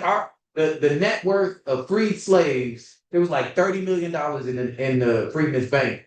And I go, that net worth was quickly rising on to be equal to whatever other system was around. And they went, we just gonna take it. And that's what they did. They just took it. And if that was our success measure, that would have been the end, but that wasn't our success measure. We went, oh, this money's just a means to an end. So now we're gonna fight for freedom in a different way. Right. We, I think recently, I really do think we, and I took a trip to Ghana is when I think I finally recognized it. I took a trip to Ghana in 2017. We let them dictate our success measures. And so we have adopted success measures that aren't ours, right? Like right now, before I left, all right, I don't want to talk too much. Before I left for Ghana, my dad had died suddenly. My sister moved in with my mother, right? And I would go over her house, and I knew that the success measures in our country are you get your own place, you pay your own bills, you get your own space, or whatever. So I would go over my mom's house, and I'd say to my sister and her two kids, not two kids because they was young, but I said to my sister, "Get out of my mama's house, get out of my mama's house," right? And then I went to Ghana, and when I got to Ghana, I went to visit my nephew. And my nephew's dad is like the second largest rapper in Ghana. His name's Manifest. While we was riding around with him, he got tinted windows, the people running up, handing him demo tapes, rapping his lyrics to him, chasing him down. He's a big deal. Money is not his issue. He's the second biggest rapper in Ghana. He lived in the same house with his son, but in that same house was his mama. His mama was like a bishop in some denomination over there. She had 600 employees, right? Money wasn't her issue either. She lived in the same house with her son and her grandson, and her dad also lived in the house. And her dad, while we were there, the ambassador to France threw a celebration for him as a story music professor in Ghana, right? So money wasn't his issue. So 4 generations of them were living in a house that was about this big. Oh, by choice. By choice. Because for them, the success measures they used aren't ours. Right? Mm-hmm. I came back there and I apologized, right? Stay in my house. Because I walked up on Daylight, my nephew, and I go, "Hey, Daylight, can my daughters have some more of that?" He goes, "That belongs to me surely belongs to all those who are precious to me." Mm-hmm. And I go, it's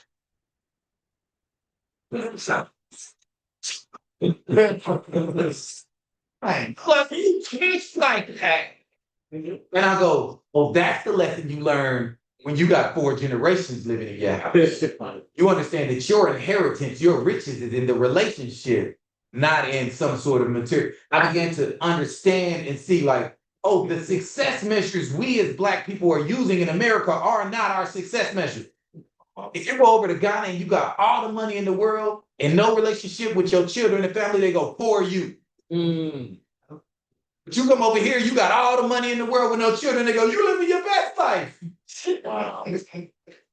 But you go to Ghana with no money and 4 children in your house who surround you all the time, they go, "You a rich man." You come over here with 4 children and no money, we be like, "Dude, I don't know what you're doing." The success measures we're using aren't ours.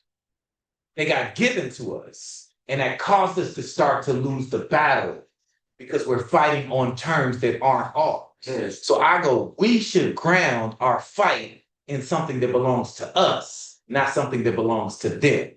Now, I do think we need money, food, transportation. So I'm not saying don't do those things, but I go, those things represent something for us. I have a car, and I've had a car in my life, and I remember driving, going, I don't feel free at all. While I got access, I can go wherever I want to and not feel free. I would rather feel free than I would have a car. And I just think that's the way that we might ground that a little differently. I know, I'm gonna stop talking. No, that's part of things is missing. And I like what he's saying. And what he said made me look at his shirt. Mm-hmm. It made me curious about me too. Him. I wanted to know about that. Yeah. So a lot of things are being disclosed, such as humanity that's missing, such as values that's missing, and such as a whole lot of things that are now what's missing. One of the things that he talked about, and you said security. And this is not a pushback, so I'll give it briefly. I've been taking some notes here, but when she asked if you would turn the lights on, and you made a comment about thank you. About his dark skinned brothers. Yes, dark skinned brothers. And she came back with, that's my light bright. So part of those securities also have insecurities. Mhm. And we still live with which is the ugly. What's the pretty? From the baby experiment. Yeah. And then we talk about social media and oh, look what I got. Look at me now. I'm somebody because what I'm surrounded with. Don't look at my insecurities. There's a lot of stuff that we still need to see what's missing. It's not really funny. Sister, you had a question? I have a question and a comment to all the gentlemen on the panel. Thank you, brothers. Thank you so much. Yes. To speak to what, yes, thank y'all. To speak to what you were talking about, because a lot of people know I live in Gallup, Okay. but we as a people, we have to fix our mindset. And I'm gonna give one example. I was in 2025, I was a chauffeur for some of the biggest corporations. I actually chauffeured when they bought in like every global CEO into Kansas City and took them into a really unknown area where they lived, and then we took them out to a certain campus and they all met. And then when I wasn't doing that, I was driving Lyft.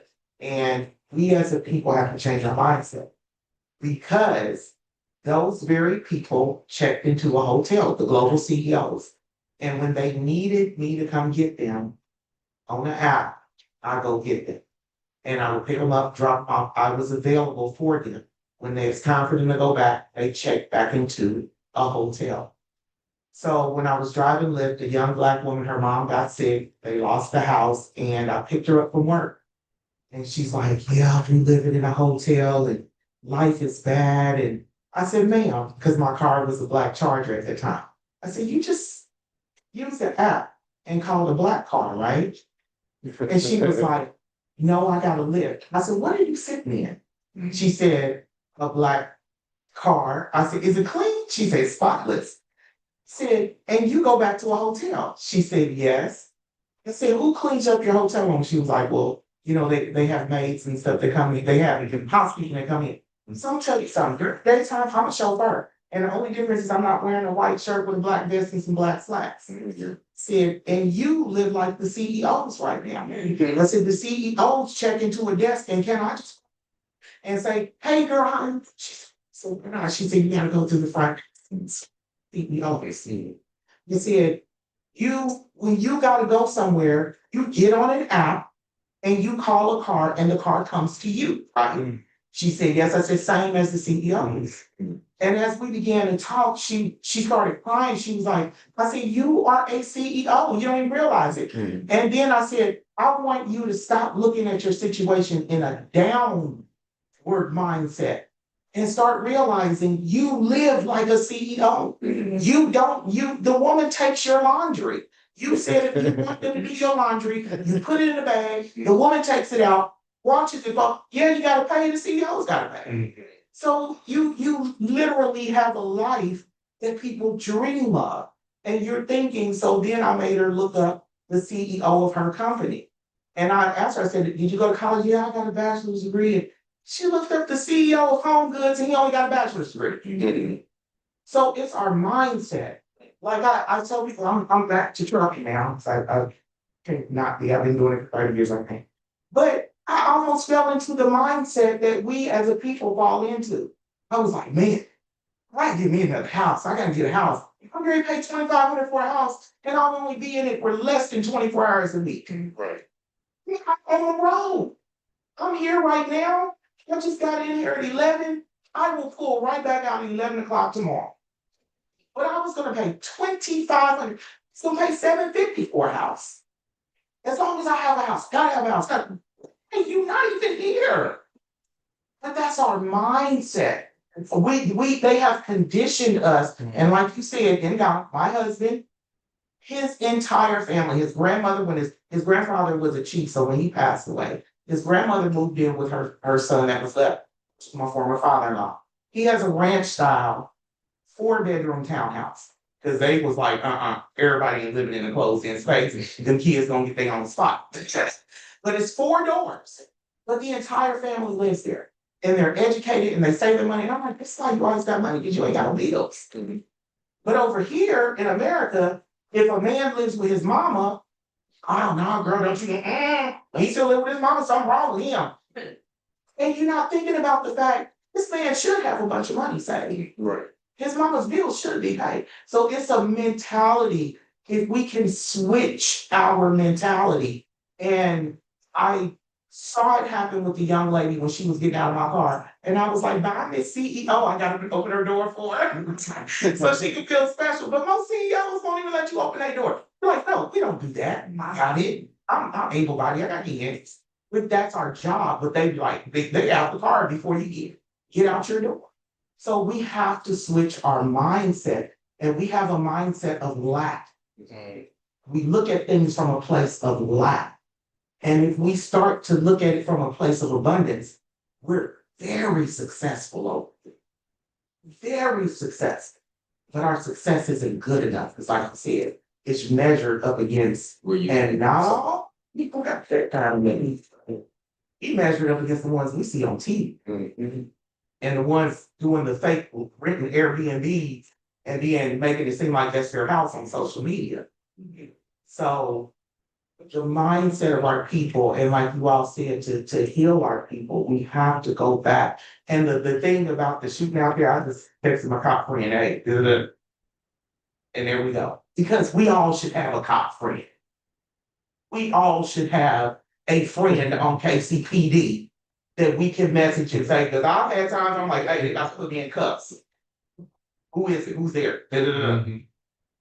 You know, we all should have that, to where we let the professionals handle that. We don't have to go run into gunshots. My son's a firefighter. I ain't gonna go run in no houses. I'll let him do it. He's trying to do it. So if we can, the way we rebuild, and I thank y'all so much, because y'all are saying the exact same thing that I've witnessed with my own eyes, is it starts with a mindset. And start looking at what you have. I started encouraging things. Because I was like, I paid all this money for this stuff. And it's not valuable. It has no value. You can't reopen it. It's got value as a fur coat. The cost of the price of AMG Benz. That's it. Everything else, even houses, lose value. So we have to begin as a people. And I love the fact that it's 3 different, I don't call it faiths, because they're all Abrahamic faiths. So the core belief of all 3 of these is the exact same thing. What is righteousness? Righteousness is listening to God and doing what God tells you to do. And Abraham believed God, and God what? Counted unto him righteousness. All of these 3 faiths are the exact same. They have their different religious traditions. The base of it is believing God, what God says. So I want to Oh, yeah. Mister, you had a question? Yeah, I would, yes. That'll give you in trouble, because I'll be late to somewhere. To the very end, an organization that does something called Black Women Get Fit. This is our 9th year. We meet once a month, and we bring in women to do exactly what you're talking about, to educate them, to have various workshops so they can learn about whatever it is they want to what they want to learn about. This month is faith focused. So we have 6 women coming in to speak all on faith in Metropolitan Missionary Baptist Church. And what I wanted to ask you all for is, what message can I share on the 18th for Black women, particularly Black women that are leaders in our faith tradition, from each one of you? Because right now there's an attack on Black women in the church general. No doubt. We just had a conversation yesterday about the daughters of Zelophehad. They were pretty much counted out, overlooked. But what ended up happening with them was they first got together themselves, and they were going to be overlooked for their inheritance. They were about to get some land. And so they was like, nah, this is not fair. This is our father. Our father don't have sons, but this is not going to be our land. So they got their courage from first and foremost dealing with themselves. And then they got consultation from their elders, who pointed them to scripture and was like, this is where you come from. And they got their self confidence up. They stood up and then they presented their case to Moses, and Moses was like, you got it. Well, the Spirit told Moses, they got it, they're right. So the key is to understand the power that comes from the unity of the sisterhood. Sisterhood is so important. And even when you look at scripture, the woman, we call them Nashim in Hebrew, are very significant and powerful in their roles. And we can never overlook the role of women. Women and men really are one. It's supposed to be a oneness. That's what makes the completion. And really, when you look at it messianically, there is no male or female in the Messiah. It's only the Messiah. So what we're dealing with the Western patriarchal, I would say even toxic patriarchal manhood that is entirely disturbing the structure of the family and the unit. Can't write fast enough.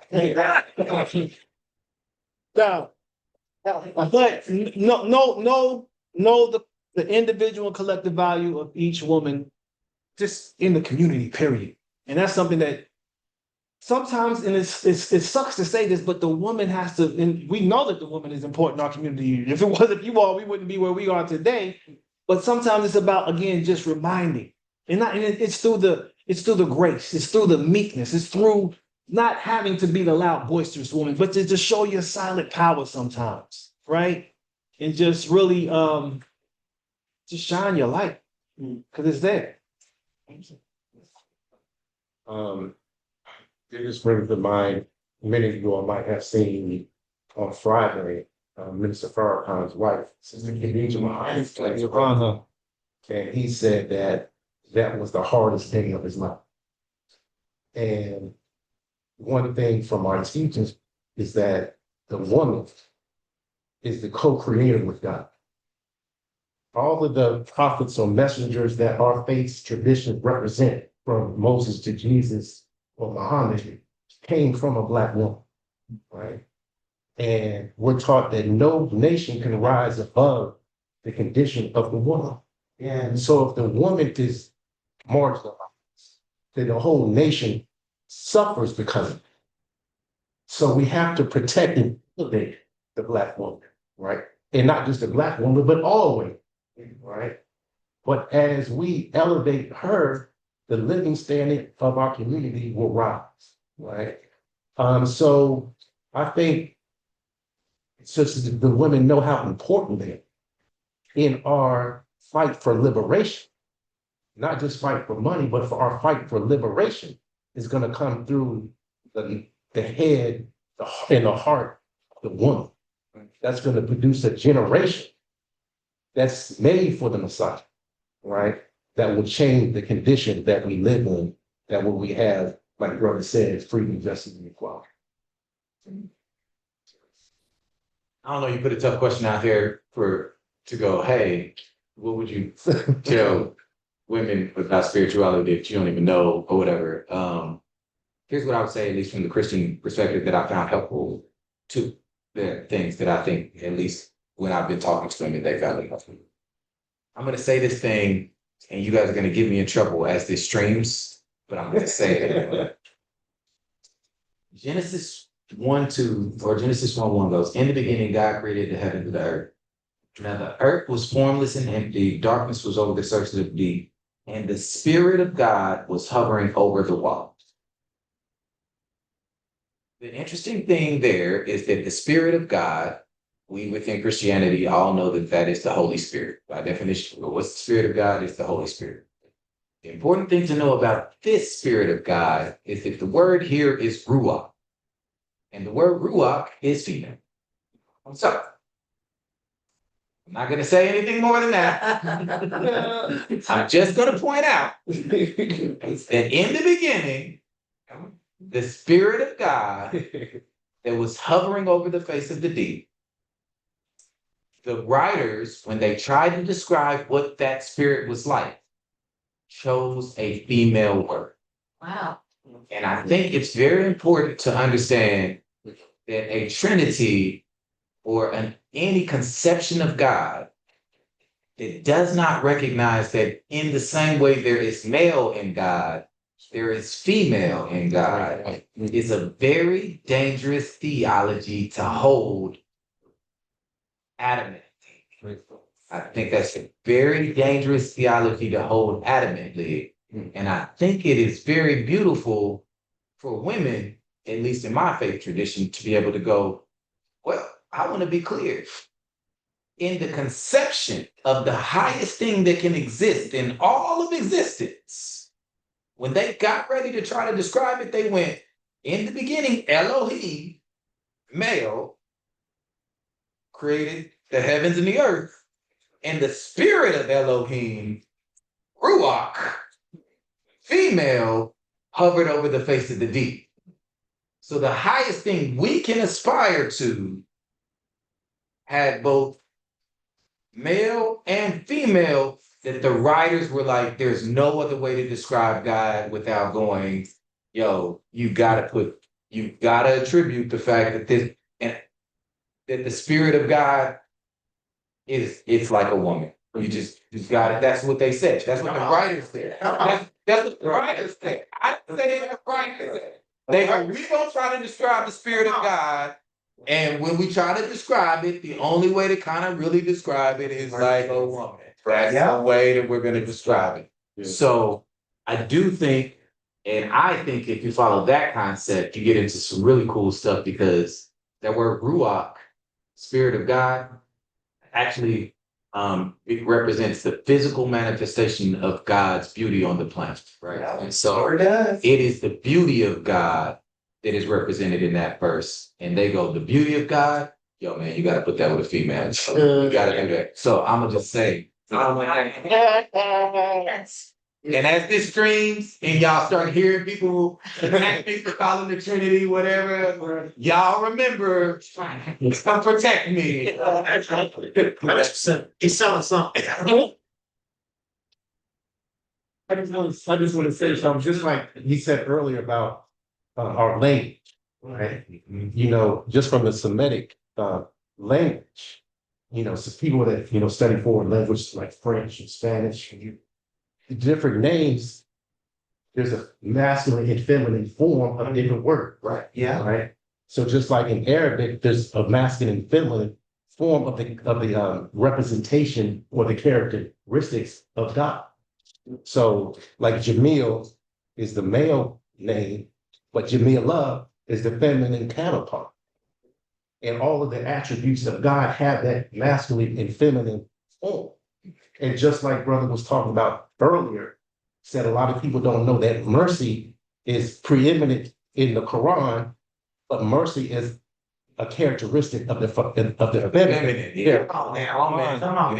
So all that we're saying, it's all the same. Mhm. It just might be from a different vantage point, but if we take the time to dialogue, we can say, oh, we're talking about the same thing. But it's just that we have to learn the proper use of language and humble ourselves to accept that particular vantage. Can I add also, Lori, keep me, it's Hakma is feminine also, right? Wisdom. Wisdom is feminine in Hebrew. Sophia and agree. And so if anything helps, when Paul said in Titus that the aged women should teach the younger. Yes. Right. Yeah. Because the prophet says, wise women build their house, and then foolish women tear it down. So what they sister left, but what women I think should hear today is seek wisdom. Yes. And then teach the young ones, right? And that goes right into my question. If we already, I don't know if we already like define what spirituality should do in our communities. If not, can we speak on what it should do? I for me, theology is a big part, right? And probably next to that is morality. Spirituality should change our morals in our community. So yeah, two questions. What should spirituality do in our communities? And then second is, how do we make that spirituality appealing? Because I think that's what we're missing today. We're missing morality in our communities. How do we make that, if y'all agree with morality, how do we make spirituality appealing to our people? Because I feel like that's what we need. Let me say this. We're short on time. We got a little time, Baba? Oh, yeah. Okay. That's great. We do have refreshments too, so make sure if you all want to get some refreshments. We got some lemonade for sale, some lemonade to sample. But dang. Okay, so real quick, right? Spirituality should be the catalyst for our transformation. It's alcohol, right? It takes the animal nature, the human nature, and converts it into the higher nature, the godlike nature, Elohim, Yah conscious. And it also is to catalyze self-mastery. I think that's a big overlooked aspect of spirituality, in that it really causes us to master ourselves, right? To control our emotions, control our senses, right? And to bring all this to subjection under the will of the Most High, right? So once the will of the Most High is put primary, then our will becomes secondary, and then that's where the true spirit and the nature of our being comes into fullness, right? So it's to create our higher purpose, and it's to connect us with the Creator and also with creation and one another. So the sum in that way, and the way we do that is just by being the witnesses. We show the effects of that. Bear the fruit. Bear the fruit. Stop talking about it. Be about it. I think people hear more sermons as opposed to see more sermons, and when they see the sermon, then they'll be like, "I'm convinced." So I'll just say that right there. I'll just say, we kind of touched on it a little bit before you came in, but just in terms of morality or just being righteous, you can't, a business does not want to be put in an area where there's a lot of crime and violence. You're not going to get a return on your investment, right? And I'm speaking of Black business, right? So the more moral we are in terms of, I'm not stealing, I'm not shooting, I'm not misusing our women and our people, then we can have a business person put a proper store in our neighborhood, and we will support it. And then they will make a profit, right? So all of this goes hand in hand.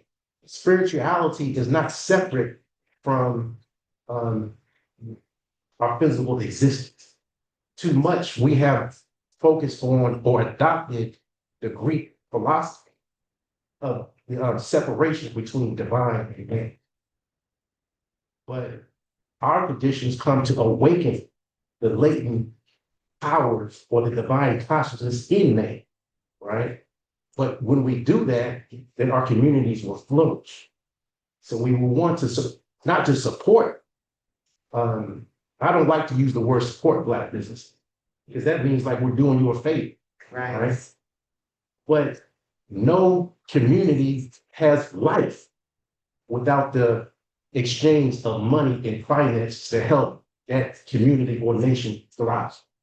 Right. So we have to get to that point where we have a safe environment where business people can give us the best at a competitive price. All right. Then we can build a better future for ourselves, my children. I'll say we ain't got much time, so I'm gonna just say dittos. I mean, I really do think it's true. I think the goal of spirituality is to transform, right? Whether that's community or individual, right? And I think the way you make it appealing is you let people see it. You cannot convince someone to be moral. They can't. We, in my think tank, and that's when it comes. In the think tank that I help run, one of the things we tell people is we're practitioners, which is different than most think tanks. Most think tanks go, we're going to go and advocate and create policy and do that. And the interesting thing about policy and laws and things is that they are implemented. So they're put on. The part we do is we go, no, we're practitioners. We design practices. And the thing about practices are they're adopted. You choose, right? Spirituality should produce practices. If people go, I want to do that, they choose it. It's not implemented on them. It's not forced on them. They go, I want to accept it. I want to do it. And I think that's how you make it appealing. You sure? I was gonna say, can you all do a part to this recommendation and talk about the origins of your religions? Okay. Alrighty. Okay, this is revolutionary if it don't stop right now, just y'all through. If that work still from each, perspective is, more than just today, that's changing Kansas City and the rest of the. Awesome. All right. I think that in me class. Yes. You going wrong, now? Well, this concludes the panel discussion. We have refreshments here on the table. More than welcome to fellowship after. And